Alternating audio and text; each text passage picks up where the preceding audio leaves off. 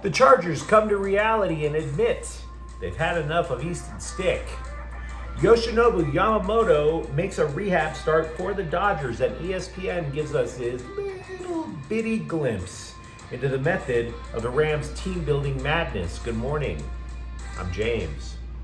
This is your daily dose of sports and snark for the greatest sports city in the world, Los Angeles. This is the faithful Angelenos Morning Report. It's August 29, 2024. We're back in the sanctum sanctorum of LA sports.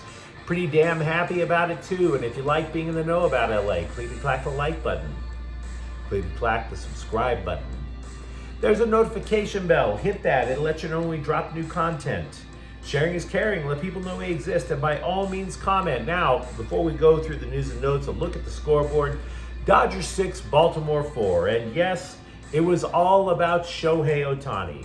Shohei Ohtani and his dog. Just a boy and a dog, right? A $700 million waif with a dog. And a bobblehead of the boy and a dog. Yes, Shohei Ohtani. He's just a young waif with a bat, a dog, and a dream. But he appears to have 50-50 on his mind. He stole 2 bases and homered last night. He's trying to become the first ever to go 50-50. Dodgers lead the division by 3. LAFC 1, Seattle nothing. With a goal from Dennis Bouanga, LAFC reaches the finals of the U.S. Open Cup tournament. They'll face Sporting KC. The Sparks beat New York 94-88. The worst team in the WNBA defeats the best team in the WNBA, Rickea Jackson, with 19 points. Today, Baltimore is in LA one more time at 7. Bobby Miller is 1-3 with a 7.49 ERA. Kate Povich is 1-6 with a 6.10 ERA. Let's get to the news. The Chargers did what many of us would agree is the right thing by upgrading a backup quarterback when they traded away a 6th-round pick to Atlanta for Taylor Heinicke yesterday.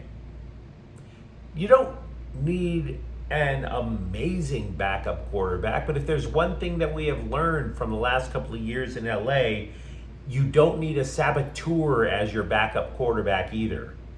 You know, when that starter comes up limping or grabs his shoulder or can't breathe because he's been smacked too many times in the abdomen by blitzing defensive ends, you don't want to look over to the bench and just see your backup quarterback juggling hand grenades ready to chuck one onto the 50-yard line. And unfortunately, that was pretty much what the Chargers had last year. Now, Heinicke, to stay with the positive, Heinicke for a spell was the most popular player on the Washington Commanders because, let's be honest, they haven't had a quarterback since Joe Theismann broke his leg. It's ugly, but it's also reality. The dude had 1 year as their starter. He threw for more than 3,400 yards, but the Commanders finished under 500 and he was out. Meanwhile, you have to wonder what was going through Chargers backup quarterback Easton Stick's mind late on Tuesday. Was he relieved? Was he? He can't be that stupid to believe he had a great training camp, right? And I don't even know, looking back on all the coverage of the Chargers last year, I don't even know why the press thought he was okay. Even stranger, did Easton Stick think that by making the team that he was proving his haters wrong, right? He had reasons for false pride. The press was hyping him last year.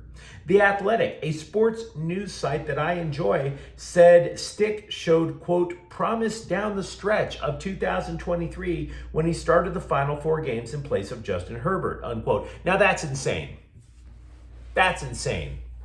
I saw the Bolts play in one of those games with Easton's. I have paid money to see Easton Stick play quarterback, and they got brutalized for 3 hours up in Vegas. 63-21 was the final. That is promise? That? By the way, Easton Stick started all 4 games after Justin Herbert lost. They lost all 4 games. Promise. Now, I do want to tap the brakes for a moment Because while it is absolutely clear that Heineke is an upgrade over Easton Stick, I do wonder if the Chargers got played. Just a little. Just a little. Hear me out. 2 days ago, I read this story about the so-called winners and losers from NFL Cutdown Day on CBSSports.com. They said that backup quarterbacks were winners because a number of teams, instead of having 2 quarterbacks in the roster, kept 3. Cleveland kept 4 quarterbacks. So the Chargers, before Cutdown Day, were probably hoping that somebody's 3rd string quarterback would get cut. That guy would be better than Easton Stick, and they would just sign him lickety-split. Is it possible that multiple NFL teams kept 3 and 4 quarterbacks on the roster because they knew that teams like the Chargers were over a barrel? That they knew Easton Stick. Look, with Easton Stick, if Justin Herbert misses any real time, the Bolt season is done, right? All of that roster rebuilding, all the hype about hiring Jim Harbaugh, the rethinking how we build a team because what we've done isn't working, all of that goes for nothing if Justin Herbert gets hurt. Just like, I might add, all of it goes for nothing for the Rams if Matthew Stafford got hurt until they signed Jimmy Garoppolo. Now, for the record, Stick is still on the roster. I checked just before I hit record on this thing. But his days are numbered. And if you're a Chargers fan, you ought to be overjoyed. Yoshinobu Yamamoto pitched in a game for the first time in 2 months in a rehab start for AAA Oklahoma City. He allowed a run in 2 innings, struck out 2. A lot of optimism here. 23 of his 31 pitches went for strikes, and he was able to top 95 miles an hour on a couple of occasions. He's going to make at least one more rehab start as he works his way to return to the Dodgers from a rotator cuff strain. Dave Roberts said the plan was, quote, 5 or 6 days later, he'll do a 3-inning situation. From that point on, it's a conversation of, does 4 innings to start for us make sense? Or does he need another start, unquote. In other words, what they're trying to do is they're trying to build up his tolerance. Is 4 innings in the majors with Yamamoto good enough? 5? So therein lies your question for how long he's going to be in Oklahoma. And I'm pretty sure, having been to Oklahoma, Yamamoto is just begging for the next flight out, I'm here to say. Meanwhile, Freddie Freeman missed a 2nd consecutive game because his swollen finger doth linger. There is a hairline fracture on it. You may recall he jammed the right middle finger in St. Louis about 2 weeks ago. To describe what it's like to not have Freddie Freeman, I'm going to paraphrase a drunk text I sent to this girl I was trying to have sex with once. Baby, days without Freddie Freeman are like days without sunshine. That is a quote, with the exception of Freddie Freeman's name, that I actually sent to some chick at 2 a.m. once. Only for the Dodgers, this is not a desperate attempt at a booty call. Freeman, though, has been extremely durable. It is surprising not to see him automatically etched into the lineup. The man has averaged, since 2018, he has averaged 159 games played. Automatic. For him to miss any time is a thing. Roberts said Freeman is available off the bench. There are no plans to put him on the injured list, at least for now. Fans have gone online recently to beg the Dodgers to extend Teoscar Hernandez, and the dude, let's be real, he's more than acquitted himself this year since coming from Seattle on a 1-year deal. The dude won home run derby, not that that matters a whole lot, but he's just, without him in the lineup and without Mookie Betts and all these other guys, when the Dodgers went through their injury phase, the Dodgers would be in real trouble. So I acknowledge that. But don't be too surprised if the offseason comes and the Dodgers drag their feet a little bit. Here's why. For one, Hernandez isn't even the best free agent that the Dodgers could lose. Jack Flaherty is. And he is absolutely going to get a raise from the $14 million that he makes this year. So do the Dodgers focus more on Flaherty than Hernandez? Distinct possibility. Moreover, I can name 2 outfielders who are about to become free agents who are ranked higher than Hernandez. Juan Soto and Anthony Santander. Hernandez, meanwhile, has flaws in his game. He strikes out a lot. Doesn't play defense particularly well. He'll be 32 years old soon.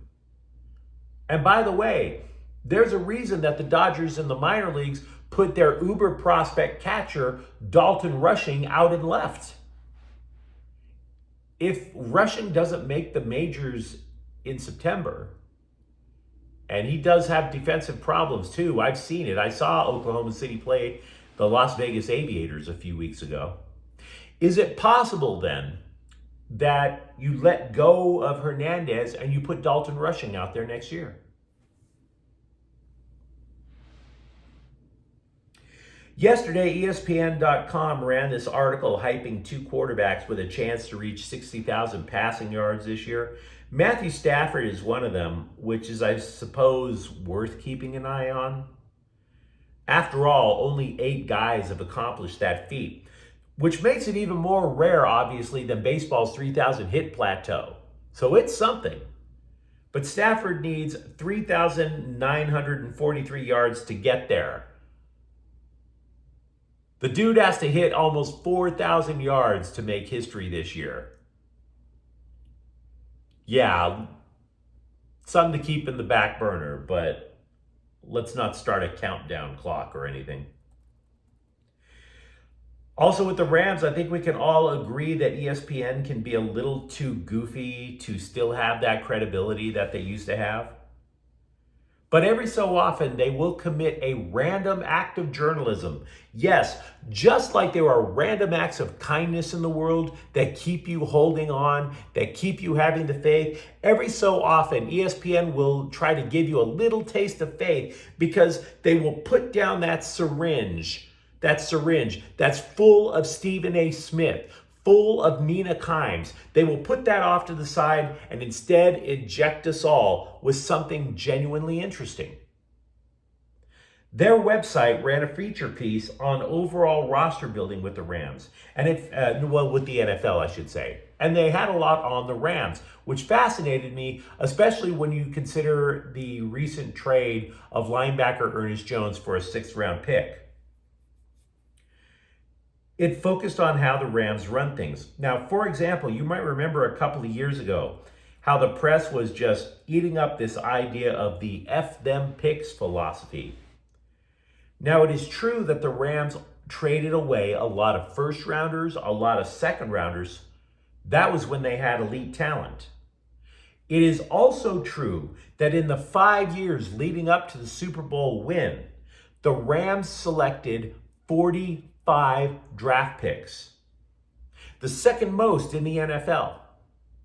Mid-round picks, late-round picks, compensation picks from losses and free agency.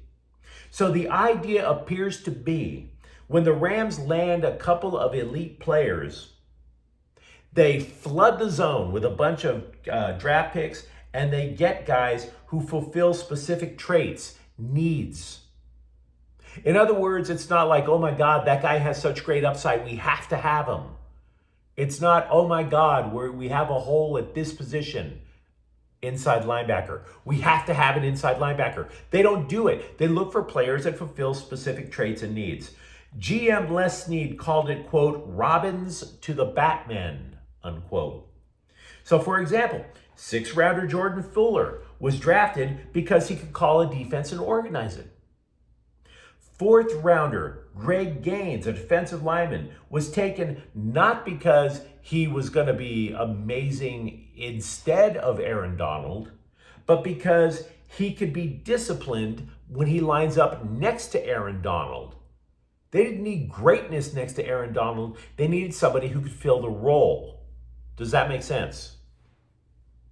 And then, of course, you take all these players and you gauge them against the salary cap. For example, the percentage of the salary cap that goes to a franchise quarterback is really high. It can hit 24%. So if you want to know why the Rams were so willing to give up on Jared Goff, it's because he was about to get a contract that was going to give him, what, 24, 25%, maybe even more? Matthew Stafford still gets paid a pretty penny, but it's not 24%. Imagine the salary cap hell the Rams would be in if they had kept Jared Goff and handed him that 24, 25% of the salary cap. Let alone would they have won the Super Bowl. So there you are. Method to the madness.